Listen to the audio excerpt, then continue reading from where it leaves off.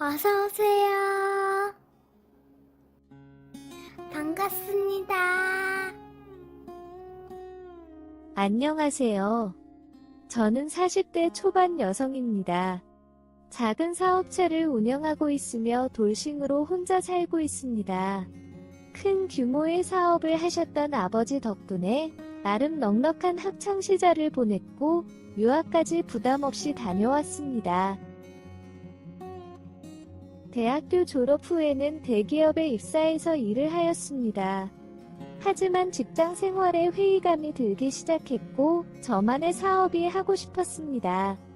사업을 하고 계셨던 아버지의 반대가 심했지만 오랜 설득 끝에 아버지 밑으로 일을 배우기 시작했고 아버지의 회사에서 일부 사업부를 가지고 나와 계열사를 만들어 운영하기 시작했습니다. 이미 매출이 잘 나오던 사업부였기에 첫 사업부터 안정적으로 운영하면서 사업에 대한 전반적인 공부와 경험을 쌓기 시작했습니다. 그것을 기반으로 사업을 확장해 나가면서 변호사였던 남편을 만나게 되었습니다. 사업에 관련하여 법적인 문제와 조언을 구하면서 친해졌고 결혼도 하였습니다. 어느 정도 사업도 커지고 자리를 잡아가면서 밖에서 보이는 저희 부부는 성공하고 행복해 보이는 부부였지만 실상은 그렇지 못했습니다. 결혼한 지 4년이 넘어가니 아이를 가지기를 원했지만 저는 아직은 좀 더 일도 하고 싶고 경험을 쌓고 싶었습니다. 게다가 아이를 키우면서 집에만 있고 싶지 않았습니다. 육아 도우미를 통해서 키우는 방법도 있지만 그렇게까지 하면서 아이를 꼭 낳아야 하나 의문이 들었습니다. 나중에 저희 부부가 모두 아이를 원하고 준비가 되었을 때 가지고 낳으면 된다고 생각하였습니다. 게다가 그때 당시에 저희 부부 나이가 30대 초중반이었습니다. 하지만 남편의 아이에 대한 요구는 계속되었고 결국 임신을 하게 되었습니다. 남편은 엄청 기뻐하였지만 저는 즐겁지 않았습니다. 서로 합의하에 된 임신이 아니라 거의 남편의 계략에 속아서 된 임신이었기 때문입니다. 가임기 시즌에 퇴근 후에 유독 술 한잔하자며 술자리를 만들었고 그럴 때마다 평소보다 더 좋은 분위기를 연출해가면서 정신을 못 차릴 때까지 술을 많이 마시게 만들었고 그런 날이면 어김없이 관계를 가졌습니다. 다음 날 아침이면 남편은 피임을 잘하였다면서 걱정하지 말라고 저에게 거짓말을 하였고 저는 그 말에 여러 번 속다 보니 어느 순간에 임산부가 되어 있었습니다. 남편은 끝까지 자기가 거짓말 및 의도한 것도 아니고 피임 도구 불량이 있었던 것 같다고 하지만 저는 남편의 말을 믿음이 가지 않았습니다. 결국 임신 우울증까지 왔는데도 남편의 계속된 잠자리를 요구하였고 정말 미칠 것만 같아서 남편과 각방을 쓰기 시작했습니다. 각방을 쓰기 시작한 초반에도 몰래 제 방에 들어와 잠이 든 저와 관계를 가지고 나가곤 하였습니다. 몇 번의 그런 일이 있고 난 이후에는 퇴근하고 집에 와서는 제 방에 들어가 문을 잠그고 방에서만 지냈습니다. 그때는 제 자신이 너무 힘들고 남편의 배신감이 너무 컸습니다. 그래서 밖에서 남편이 뭘 하고 다니는지 살았는지 죽었는지 관심조차 없었습니다. 그런데 어느 날부터 남편의 바람 피운다는 소문이 들려오기 시작했고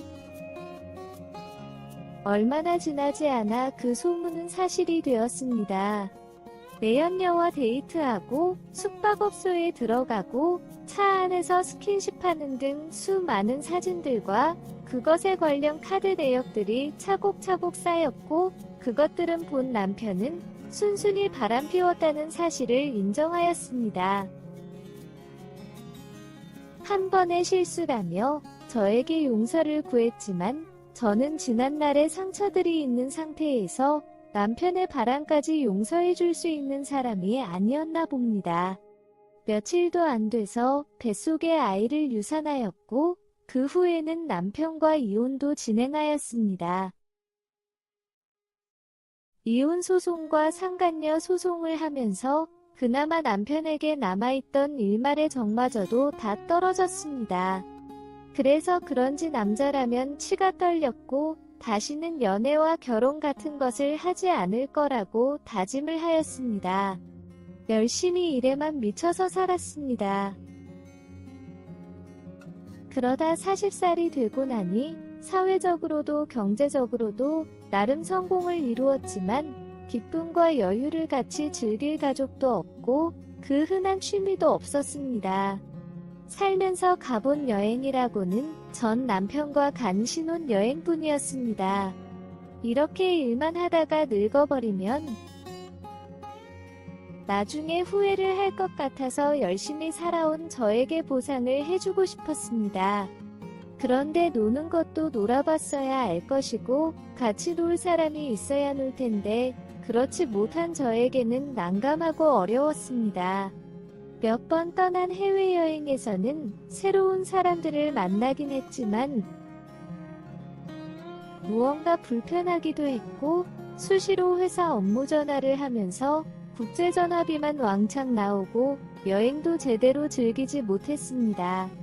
결국 여행도 제대로 못 즐기고 말도 음식도 안 맞는 곳에서 비싼 돈 들여가면서 있는 것보다는 한국에 있는 것이 더 좋다고 생각이 들었고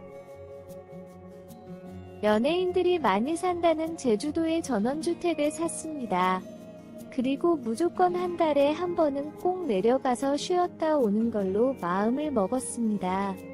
시내에서는 조금 거리가 있는 외진 곳에 있는 전원주택이어서 그런지 갈 때마다 풀들이 제 키만큼 자라 있었습니다.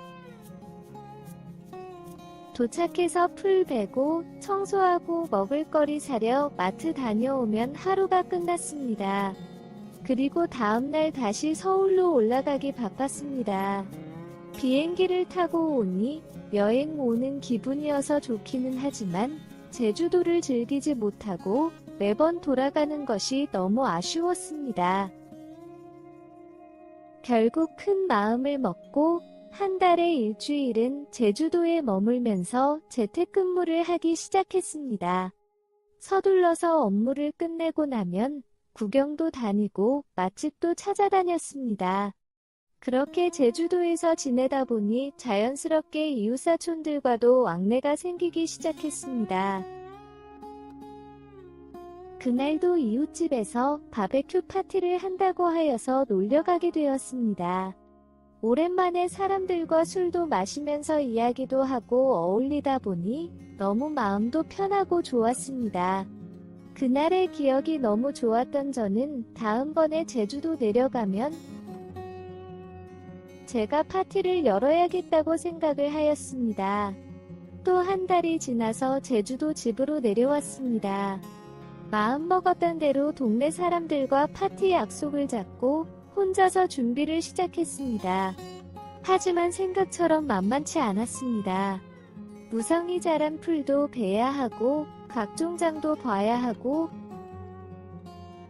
테이블 세팅 등 파티할 장소도 만들어야 하고 먹을 것도 만드는 등 해야 될 것들이 너무 많았습니다. 결국 동네 사람들이 있는 단체 채팅방에 도움을 요청을 하였고 옆집에 살고 있는 남자가 시간이 된다면서 왔습니다.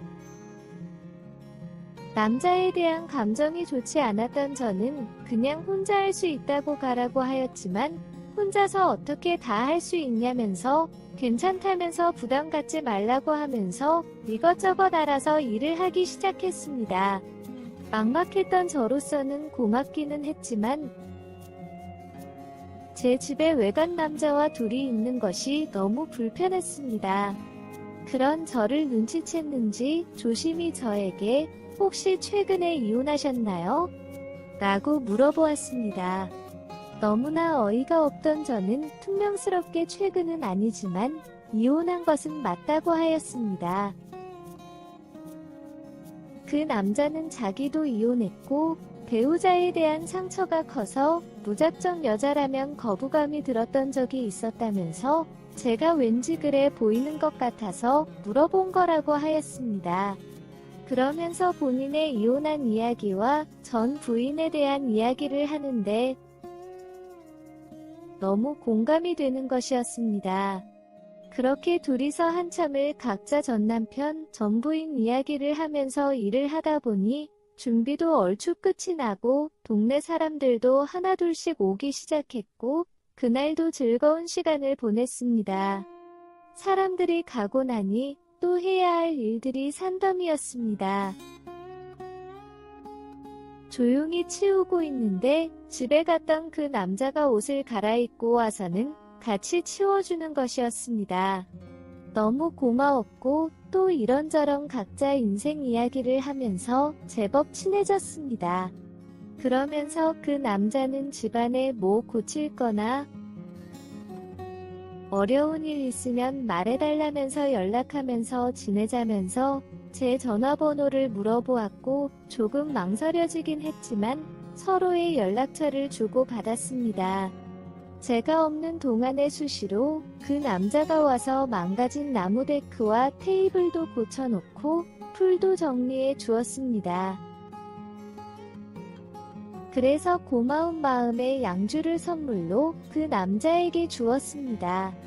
그날 저녁 집에서 쉬고 있는데 그 남자가 좋은 술은 좋은 사람과 함께 마셔야 더 빛이 난다며 안주와 양주를 들고 저희 집으로 찾아왔습니다. 한 잔, 두 잔 마시다 보니 집에 있던 맥주까지 다 마셨고 술이 약하다던 그 남자는 제 침대에 누워서 잠이 들었습니다. 먹었던 술자리를 치우고 거실 소파에 누워있는데 제 머리는 온통 제 침대에서 자고 있는 그 남자 생각뿐이었습니다. 제 방을 자꾸 왔다 갔다가 하였는데 그 남자가 들어와서 같이 자자고 부르는 것이었습니다. 소파가 불편했다는 말도 안 되는 핑계를 대며 그 남자 옆에 누웠습니다. 갑자기 저를 와락 안고 자는 것이었습니다. 가슴이 너무 두근거리고 몸이 바들바들 떨렸습니다. 저도 모르게 제 입술은 그 남자 입술에 닿았고 제 손은 그 남자의 아랫도리에 있었습니다. 그 남자도 기다렸다는 이런 저의 행동에 맞춰주었습니다. 그렇게 그 남자와 뜨거운 사랑을 나눴습니다. 몇 년 만에 받아본 남자의 손길은 너무나 뜨거웠습니다. 뜨거워진 저희는 그날 이후로 시간이 맞으면 서로의 집을 들락거리면서 사랑을 나누었고 이렇게 잘 맞는 남자는 처음이었습니다. 현재는 동거를 시작하였습니다. 프리랜서로 일하는 그 남자는 제 일정에 맞춰서 같이 제 서울집에서 지내고 제주도 내려올 때는 제가 그 남자의 집에서 지내고 있습니다. 이혼한 이후로 요즘이 제일 행복하고 하루하루가 즐겁습니다. 가끔씩 이 남자와 결혼하는 상상을 하고 있지만 또 상처가 될까봐 아직은 조금 두렵긴 하지만 언젠가는 이 남자와 결혼하고 싶습니다. 앞으로 어떻게 될지 정해진 것은 없지만 서로의 상처를 보듬어주면서 잘 지내겠습니다.